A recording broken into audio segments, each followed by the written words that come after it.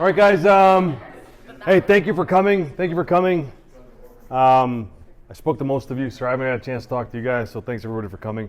I was speaking to some of the students before Andrew would come. My name is Ron Chins. I already know most of you. I haven't talked to all of you. Today we're going to do this. This will be the itinerary for today, man. We're going to go through the high level really quick, and then we'll break out. And we have the opportunity. We got some students here. We have some other members. Sir, your name is?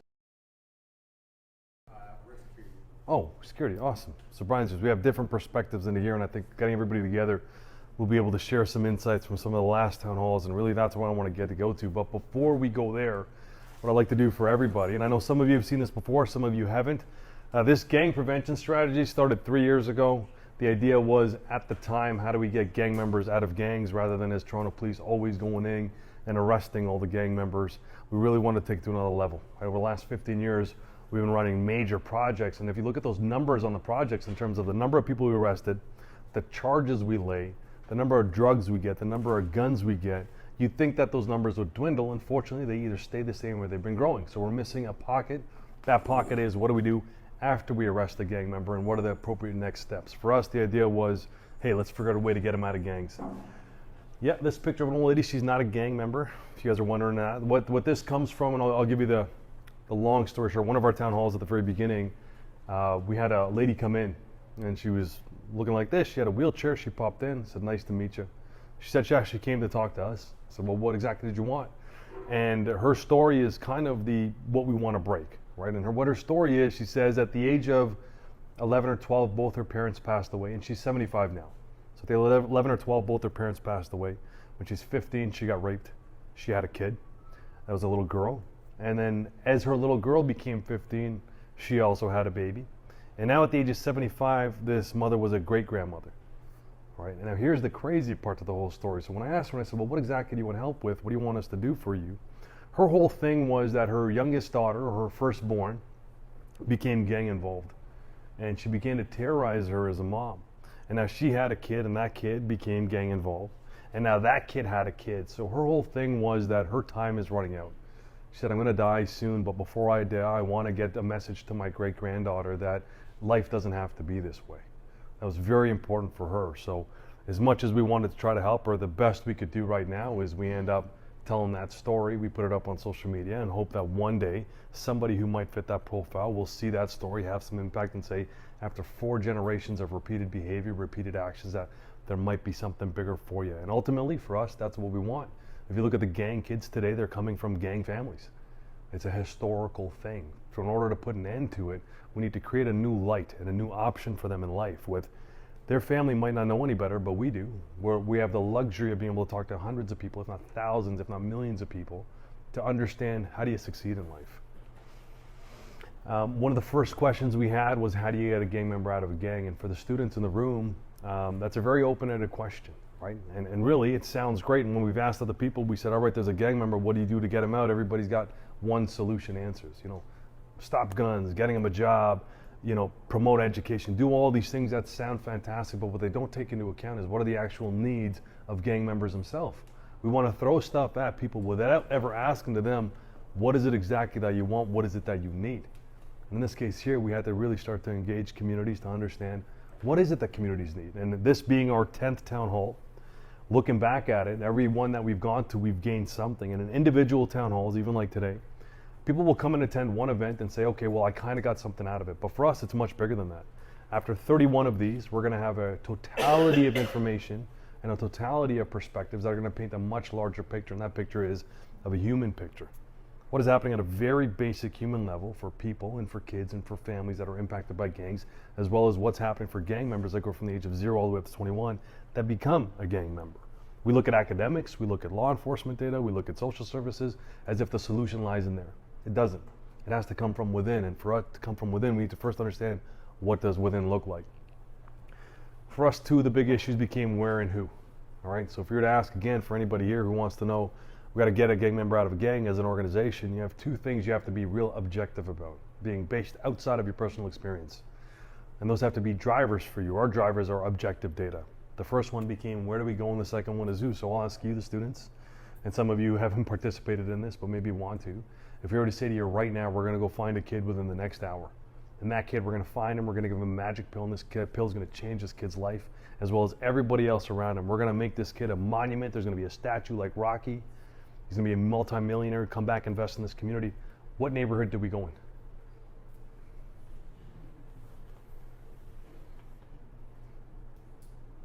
Anything. It's tough, right? The hesitation to answer that question, where does that come from? Real world, right? But what is the hesitation for some people to say, okay, we got this pill, we're going to change somebody's life, we're going to do real good things in our lifetime. But when I ask people and I say, okay, well, where do we go in the city of Toronto? This is generally what happens. People go quiet. Why is it that people go quiet? Out of fear of saying something? Out of fear of not speaking what they believe, of what they think? All right, so I'll ask you here, guys, we have now 45 minutes. We're going to change somebody's life. I got this pill. I need help. As a room, collectively as a room, we're all educated. All right, we're all pursuing education or educated. We all have dreams. Some of us have accomplished our dreams. Some of us haven't. Now, if we can't find a solution right here, what is the chances that they're going to find a solution themselves? I need your help. Where do we go? And there's no wrong answers here, right? That's the purpose of this. There's no wrong answers. I just want people to speak what they feel. So this neighborhood here, where do we go? Where are we close to? There's a major intersection here, not too far from here, which is known all across Canada. Jane and Finch. Is everybody okay if we just say Jane and Finch? Nobody's got issues with that? Nobody says no, there's no gangs there? Perfect, Jane and Finch, right? Well, for us, Jane and Finch does fall into that pocket, and I'll tell you why. We have to look where we want to go. The city of Toronto broke down the city into 140 individual neighborhoods. The ones you see highlighted in orange and a little bit of the yellow, the darker shades of colors, those are called low equitable neighborhoods or neighborhood improvement areas. Right, those are the ones that if you look at an equity score, and that equity score is based off of a few things. Some of the things are, what is the mental, physical, and emotional health of the residents? What does the family structure look like in the residents? What is the residents' voice in terms of the development of their community? And what is their access to economic opportunity? Is there transit lines? Are there subway systems? Are there big business? Are there career options out there? Now these 31 of these, very low. All right, the good news is, come 2020, the city of Toronto is pumping in millions of dollars in different services to bolster them back up, so to get them to an acceptable level. Not even a level that's going to succeed, acceptable. To have a nice shade across the board. That's great news. Well, here's the crazy part, which is not so crazy. If we look at gang data, where do gangs live? Where do they commit crimes? Where's all the violence happening? If we were to take that map and take this low equity map, you almost got the same picture. There's something to it. So the second part became, who becomes a gang member, right? We'll get past that. So who joins gangs? So I'll ask you here really quickly, if you were to describe somebody to me who's going to join a gang in your experience, and keep in mind, your experience is 100% true. It's 100% real. But your experience might also lie to you, or might keep your vision tunneled to something that might not be true, and you might be missing a whole bunch of things. So I'll ask you here, describe a gang member to me. I would say someone who's struggling, like financially or with families or things like that. Because usually when someone is struggling with a family, they go to a gang because that's their family. Yeah. They take them in as their family, right? Yeah. And someone that will support them, will be there for them, and so forth. Yeah, that's right. That's a reason somebody might join a gang. But let's talk about that physical description. Now we got 20 minutes and I got this pill. So I know to go to Jane and Finch. Now describe what this person looks like to me. Someone wearing baggy pants. Baggy pants, all right? Walking in a specific walk, or someone that looks like they would sell drugs, let's say. Okay, so what does somebody who sells drugs look like? It's tough. Listen, it's uncomfortable. I got it. It's supposed to be uncomfortable. We're never going to grow in a comfortable place. Okay, comfort and growth do not go hand in hand. All right, if you think about going to the gym, it's got to be uncomfortable to grow. You can't go in there and say, you know what I'm going to do, stretch, I'm going to stretch just enough that's not uncomfortable, and I'm going to walk home and I'm going to improve. It doesn't work that way. So we got to get uncomfortable. Let's. Stereotypically, like black male. Yeah, black male. Okay, are we all good? Black male, Jane and Finch?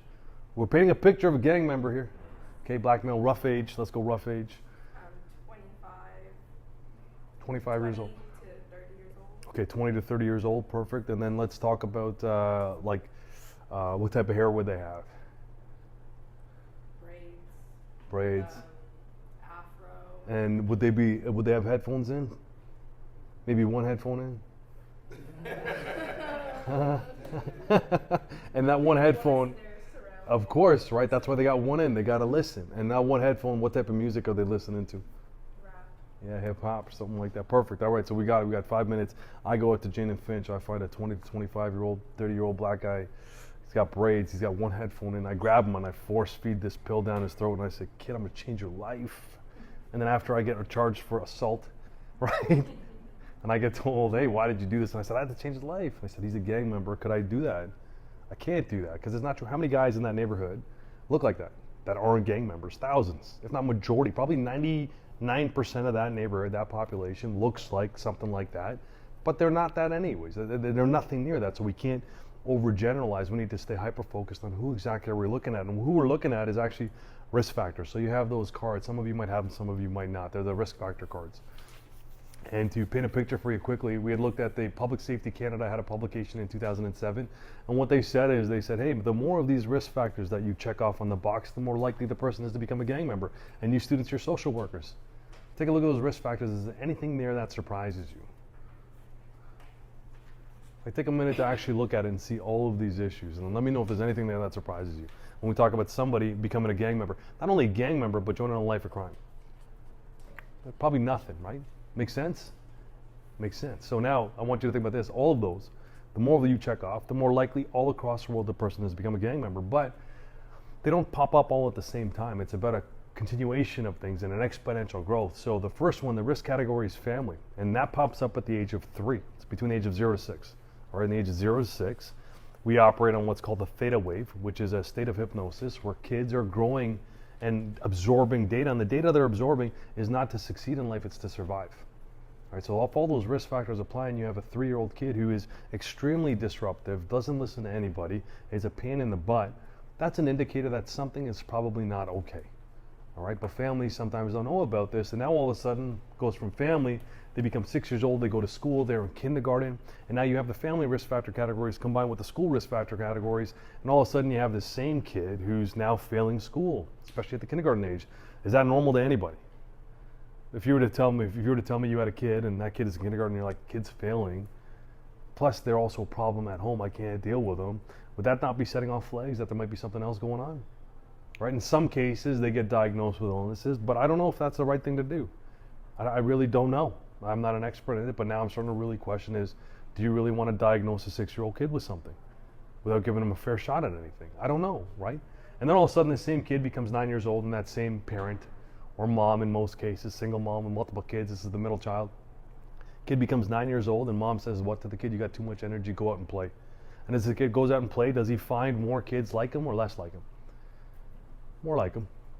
Now all of a sudden for the first time you have a kid who's generally been a social outcast, find people just like him, but guess what? Now they have the risk factors from family, school, and peer group. And then something happens between the ages of 9 to 15 where this kid becomes a full-fledged, self-admitted gang member.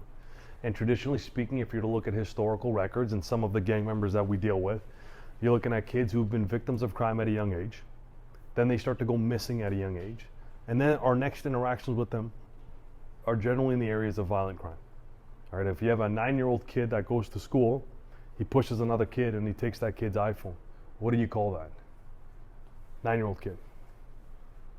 That happens at school. What would the teacher say? Bullying, right? You know what that's called if you're over the age of 12?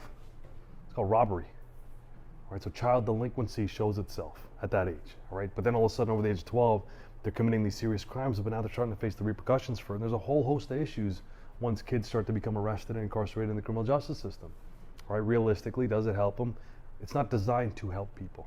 It's designed to intervene, but it's not designed as a prevention model. And when you have kids that are already incorporated in the criminal justice system and they get a court order to say, hey, you're going to participate in anger management classes, we have probation officers in the back and parole officers. How often does that work for you guys? How often are you seeing success from court-ordered programs? How often? Would you say it's a very effective measure? If they want to be there. If they want to be there. Now, if I got a court order by default, if the court is saying you have to go, I think there's a fair argument to say they don't want to be there. All right, so now we're making them do things that they potentially don't want to do. But then it becomes a major issue, and this is where it becomes a major issue, is when it becomes 18 and becomes a community issue, and that's where the community risk factor comes into play. We're seeing stuff that you see on the news. Right? Drive-by shootings, innocent people being shot and killed, drug seizures, gun seizures, federal leaders talking about different strategies around gun and gang violence. It got to the federal level. It became a major area of contention for future leaders of a country to talk about what they're going to do about the kind of gang violence. Now here's the crazy part. We know all those risk factors and we won't spend too much time on those, even though those are probably the most critical thing to do. And if I were to spend my time on the risk factors, we'd be here till tomorrow. But the point is, you got them in front of you. Everybody can read them. Everybody can relate to them. It makes sense to most people that read it. Well, here's the thing. We have 36 risk factors combined over 5 categories. All right? It becomes doable, somewhat doable, to deal with it between the ages of 0 to 7. Because we're just dealing with family issues. We're really going to structure the base there. You want to really focus on building the basement of the house and the framework before you start putting on the nice shutters and painting the inside and doing all the interior decoration. We got to focus there because it's a manageable number of stuff to work with. If we wait till it gets to 18 and now you're dealing with 36 different combinations of issues potentially, and the most violent gang members, how difficult is that to deal with? If I were to ask you now, for the future social workers in the room, you have a 7-year-old kid who suffers from just the family risk factor categories. Manageable? Manageable, potentially. We can work with this. Now you got that 18-year-old kid or 17-year-old kid who now, if you go down those risk factor categories, where do you even start? Like legitimately, I'll ask in this room, where do you even start? What do you do? How mentally defeating is that to deal with? That's hard. Even just looking at that gives me a headache. I don't even know where to begin. And unfortunately for myself and some of our partners that work with us to get into these, to intervene and to provide some levels of success, we have to first overcome the 36 risk factors, which beyond that could be broken down into thousands more. But we have a workable number. We need to deal with those individually, but as a whole at the same time. So that became who we're looking at. We have 4 pillars in our gang prevention strategy, all right? It's not just as simple as go out and find kids, bring them in, deal with these risk factors. And trust me, that's the goal. The goal is to identify the risk factors with kids as soon as we can, especially families. And then how do we mitigate that? How do we connect kid A with social services, free ones, near where they live, that are safe for them to go to start mitigating the risk factors with protective factors? How do we really cushion this to maximize some level of success going forward? And our 4 pillars are this, all right? The 4 pillars are education, which is exactly what we're doing now, right? The education is this. It's taking what we've learned by spending time in the academic field, speaking with experts that can speak on not only gang violence, but also the psychological work, the trauma work, what happens in jails, what happens in probation, what happens in when they're out on the street, what happens on the impacts in business, what are all these impacts that are happening? We need to conduct a massive needs assessment to paint a true picture. And the second part of the education is actually engaging communities, kind of like what we're doing today, where we're getting into the community to see what's happening at the community level. You know, what are the things that we're missing in the gaps? But the 3 other pillars are right in front of you. You got prevention, intervention, and suppression. And the reason why they're listed in that order in relation to those risk factor categories is evidence-based, and evidence in academic publications indicate that each pillar is most effective at each one of those risk factor categories. So prevention by default, how do we stop people from getting into this lifestyle? It works the best when you hit that between 0 to 9 years old. That's when real prevention strategies need to be deployed to have maximum success right now. To throw in prevention strategies after the age of 18, we've waited too long. Now in the middle of that is our 3rd strategy, which is intervention. Everybody talks about prevention as if it's the number one thing. It's important, but here's the other part of that. We have tens of thousands of gang members all over Canada that are sitting incarcerated or involved in the criminal justice system that are just being neglected because everybody's focusing on the prevention. There needs to be that massive intervention strategy that you guys work with in the back, you guys and girls, where they're just lost. They're just lost, especially if you're over the age of 18. Good luck if you're over the age of 18. Same for you guys in the back. Resources, right? Resources. We did a gap analysis in the city of Toronto. We focused on 3 neighborhoods in the West End. We focused on 1 in the East End. Now, what the gap analysis is, we wanted to get together with social services. We never participated in it with the exception of saying hi and bye. That's what we did. We had it commissioned by Humber College. They end up taking care of everything for us. They organized the facilities. We helped provide some space for them. They brought in all these social services and they conducted a massive gap analysis to say, where are the areas that gaps are in terms of service for the community? And what they determined was they had about 9 or 10 different areas that grew again from there. And one of the big obstacles they had is once you're over the age of 18, there's nothing for you, good luck. Some of the other ones became space, some of them became staff turnover rates, some of them became continued funding. And what we really saw was there was a lack of consistency in terms of space. People want to throw strategies and say, I want to do this, I want to do that, but then after 2 or 3 years, they disappear because they don't work. and then new ones pop up, and what happens is you have a population of the world that's really relying on some level of consistency in their life, and they disappear every 2 or 3 years, which creates a bigger distrust, right? It really fosters that level of distrust and disconnect. And then our last one, which is where the Toronto Police, we don't shy away from this. The number one way to combat gang violence, not gangs, gang violence, is to arrest the people committing the violent acts. Number one. There's no ifs, ands, or buts about it. The role of the police is the role of the police. This work that we're doing now, this whole integrated gang prevention task force, at some point, this is not going to say Toronto Police on it. Because we're going to define or find a stakeholder that's better suited to take custody of this. Unfortunately, with the police, we're not trusted in many communities for obvious reasons. Has anybody here called the police because they had extra cake at home? After the family's birthday, they said, hey, send over the guys with the guns. No, what do they call police for? Somebody's been shot, killed, my house got broken into. We give speeding tickets to people. So there's a natural disconnect. All right, people aren't going to like organizations. I hate to tell you here if you're like a senior rep. Nobody is going to like the Toronto Police Service as a whole. Kids might look up to it, but they're never going to trust it completely. They're going to trust individuals. They're going to trust people. We're okay with that. We could spend 90% of our interactions trying to build trust with people, but it's a waste of time and resource. There's already established agencies and stakeholders that have that trust, that are better suited in training and experience and background to deal with the deep root cause issues. For us, the strategy is to load back to where we need to be as police, and that's in the suppression and intervention end. We're the beginning of arresting violent gang members and dealing with victims of crime, and then we're the beginning of the criminal justice process, so we're the suppression end of it.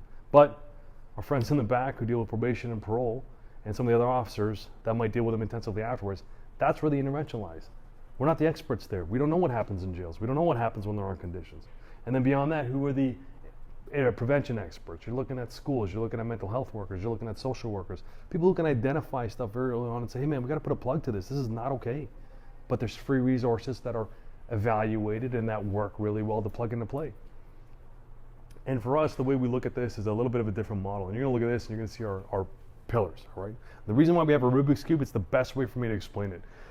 When we looked at how do we actually deal with this and what do we do with it, we did a lot of research, tons of research. Not only that, but we talked to police services all over the world. And what we had found is there's no one way to actually get a gang member out of a gang. But we did find a model in the United States. It's called the comprehensive gang model. And it outlines things beautifully. And what it outlines is this. I want you to picture this as a gang, all right, a Rubiks Cube. You guys know what a Rubiks Cube is? Everybody's okay with it? It's not an app, it's an actual toy. You guys are good? So when you actually have the physical toy in front of you, it's got 6 sides to it. It's like a normal cube. There's 9 blocks on each side. There's different colors on each side. You get it, and the whole idea is you got to work the ball or the cube together to figure out how to solve a solution here, or come up with a solution. Imagine the blue side is the police. All right, and for years, all over the world, what we do is we got that Rubik's Cube. We're just looking at the blue side. Our only goal is for that blue side to be completely blue. So we adjust it, we shuffle it, we make it work, and boom, when it's blue, we said we did our job. What we don't realize is on the other end is community housing. And as much as our side lines up community housing, their side is orange, their side is messed up. So now they have to work it together, and as soon as they get orange, they said, we got it. But then what we don't see is you have the other side, probation and parole, their side is messed up. We realize this through this model of the United States that they say is from that 0 to 21 age group, you have to incorporate every impacted stakeholder. Being what are the agencies that are impacted at different levels, and we all need to be on the same page. And the purpose of us being on the same page to work collectively towards a strategy is we need to be able to communicate to each other to ensure that this Rubik's Cube, for it to solve, we need to talk to each other. My side's messed up, move that block this way. Listen, in the process, we're gonna screw up, we're gonna make mistakes, but that's the goal. The goal is to finish off collectively together. You can't rely on the police to deal with preventing gangs.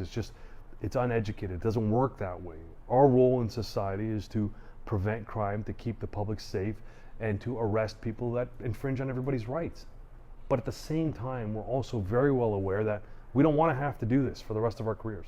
It's very disheartening for police officers to consistently try to police a community and try to solve homicides when there's absolute lack of distrust, absolute distrust because of many different issues. But to think that officers just are okay going to a homicide scene of a 14-year-old kid who got shot and killed and we're not impacted by it, and then to do it again a week later and to do it again a month later, it's tolls for us, it's not worth it for us. We want to focus on what we call the 10%. And what the 10% is a study done of a gang in Los Angeles where they had 300 gang members.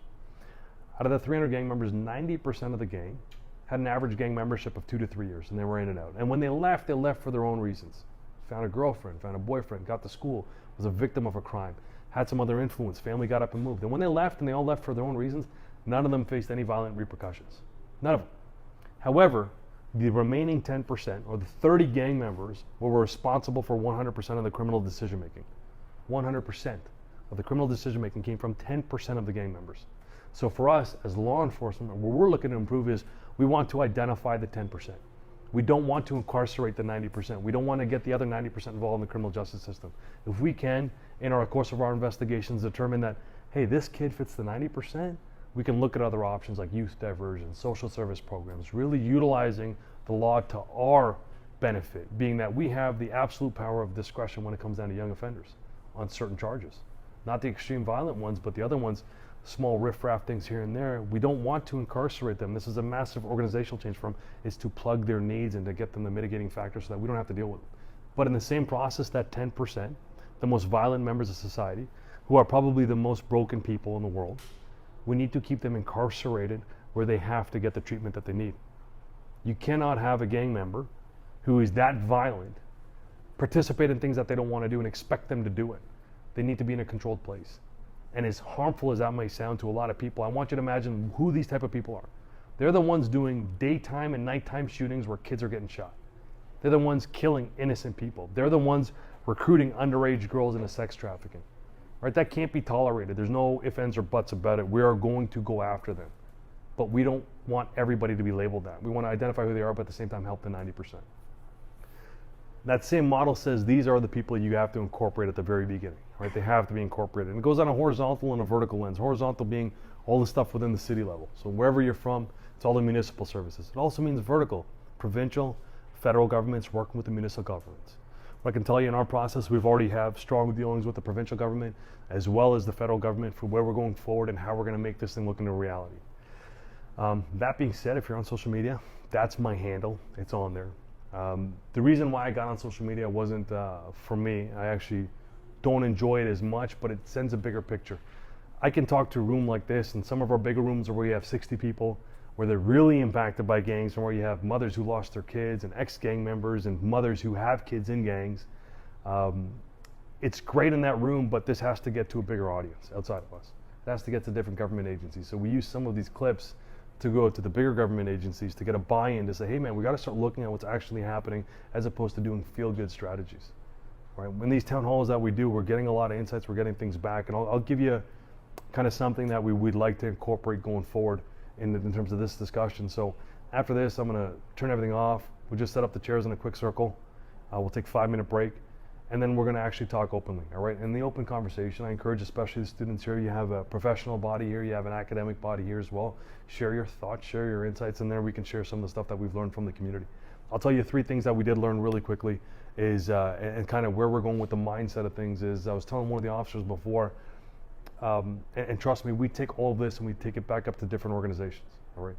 Initially, as police officers, whenever there's a murder, we have to go in and knock on doors and look for witnesses. We need to find evidence of these murders.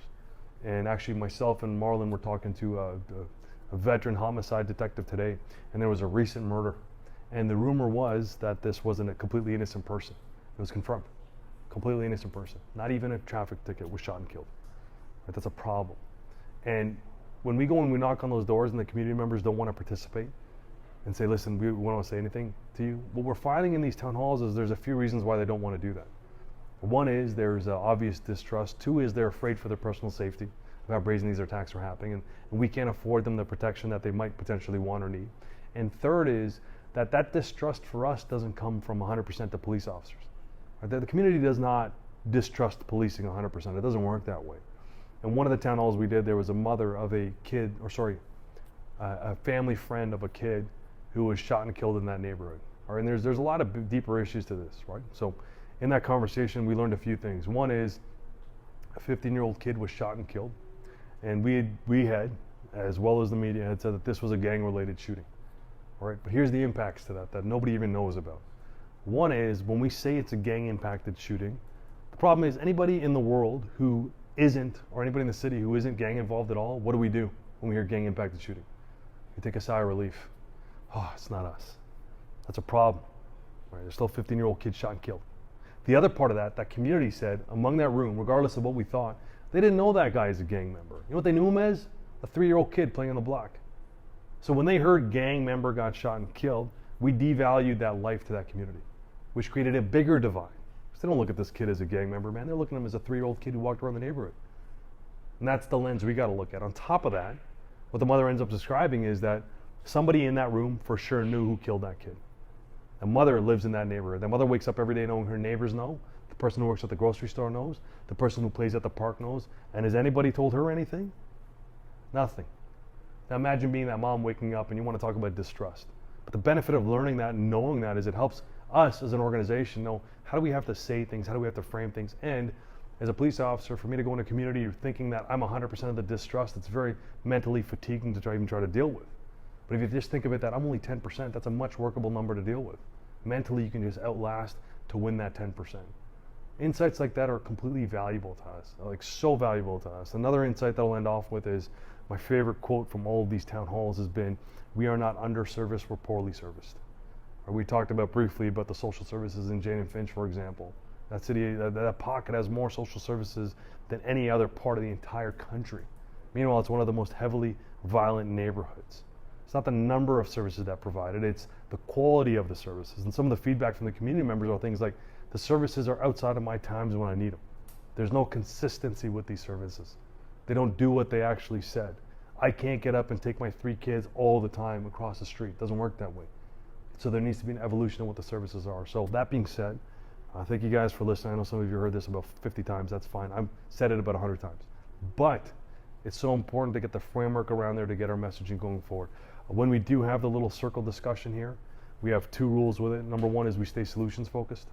All right, in every community we do this with, we stay solutions focused. The reason being is we don't want to remember or live in the problems, right? We all have those friends that just can't get over something that happened 15 years ago. I'm not saying it never happened. What I'm saying is that's not gonna help us tomorrow. We can't live there. We gotta stay, what are the solutions? So for every issue or area of contention you wanna bring up, what we ask is you try to come up with something feasible, like some sort of solution behind it. I'll talk to people all the time and they'll say, well, this is the problem. And I'll say, okay, what do you suggest? That's so important for us to know because we're getting great ideas. The second part of it is we like to use I statements, right? And I statements are great. Anybody here who's been to marriage counseling? Anybody here been to marriage counseling? No. Anybody here need to go to marriage counseling? Or relationship counseling? So I statements are this, all right? I want you to imagine this. I come home, my wife's at home. And, or I'm at home and my wife comes home and she says, you know, you never took out the garbage, you never changed the light. You know, I'm so pissed off about this. I have so many things to do. Right away, what do? I get my back up against the wall, right? I'm ready to fight. I put the mouth guard in, I'm ready to go. But it's very different if she comes home and she says, you know what, when I see that the garbage hasn't been taken out, and when I see that the light bulb hasn't changed, I feel frustrated. Now I'm willing to listen. We're not creating a divide. We gotta listen. So I statements, solutions focused. Thank you. Let's take a 5-minute break, grab some Timbits and samosas before our friends eat them all, and then we'll go from there. Everybody cool? Good? Yeah? Awesome. Thank you.